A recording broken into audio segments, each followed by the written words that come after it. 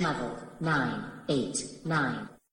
Welcome to a 989 on Health Extra. These quick supplements should help ease any withdrawal symptoms you may experience while waiting for our next full episode. So, Mike, what's on today's agenda? So typically, these shorter episodes are based on the questions you find listeners send in. But today we're doing a random idea I had. If you hate this one, it's all Mike's fault. Things are about to get silly. Depending on who you ask, very, very silly, and perhaps a little dramatic too.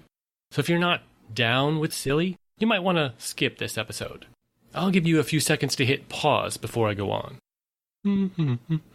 A couple of weeks ago, one of my family members had a stroke. Among the many things I didn't know about strokes is that if you have one, you might lose the ability to swallow properly. Turns out there's a very complex series of steps that have to occur in just the right way for a person to swallow without inhaling the food or liquid they're trying to get down. Now, when I say there's a complex series of steps, that's not an exaggeration. It's pretty amazing we don't inhale our food and drink. That's technically called aspiration. And it's surprising to me that we don't aspirate a lot more often than we do. And when your body's working correctly, there's a pretty rapid and forceful and unpleasant reflex action that takes place if you do start to aspirate. Definitely a powerful deterrent to chugging and noshing willy-nilly.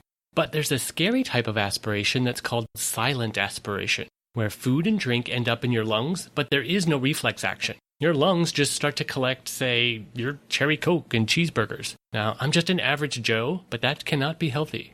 Part of the medical research I do comes from a textbook. Specifically important for today is the textbook Gould's Pathophysiology for the Health Professions, 5th edition.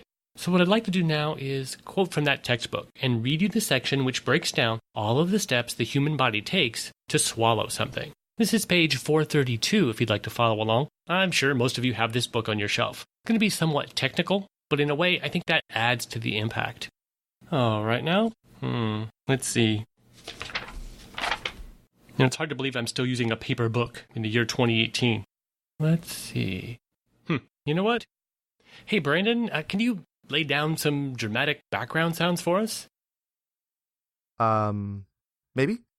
Hey, it doesn't have to be perfect. Just some boots and pants off the top of your head. If you would, please. Okay. So, bum bum bum bum bum bum. All right. Bum.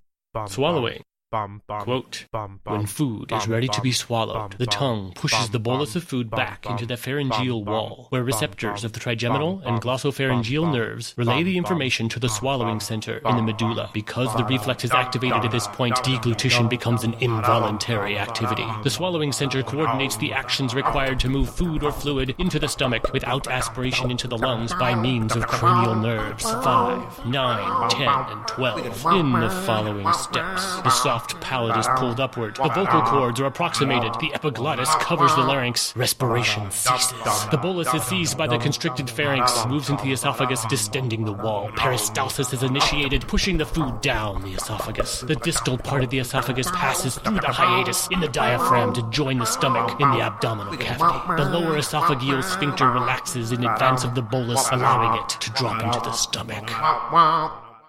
And that is swallowing, everyone. It's an amazing series of steps to get food and water safely into our bodies. And when you consider that you swallow literally hundreds of times per day, it's even more impressive.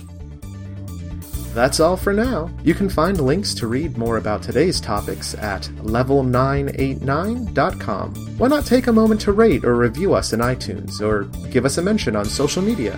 We can't help everyone if they don't know we exist. Don't rely on us as an alternative to medical advice from a professional healthcare provider. For the full disclaimer, please see our website. Thanks for listening, and now, go health yourself.